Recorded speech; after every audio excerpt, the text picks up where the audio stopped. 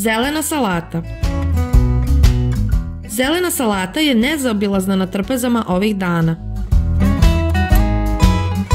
Bogata je vitaminima i kod zelene salate važi pravilo: što je lišće tamnije, to je veća nutritivna vrednost. Događa se da mnogi bacaju prve spoljašnje listove jer su za razliku od mekog ukusnog središnjeg dela suviše tvrdi i žilavi. Ovo je pogrešno jer spoljašnji listovi sadrže dvostruko više vitamina C nego unutrašnji.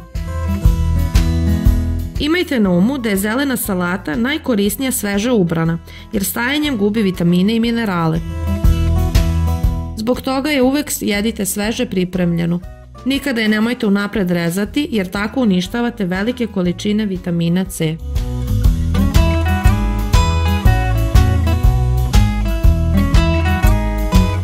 Ne zaboravite da kliknete na like i subscribe.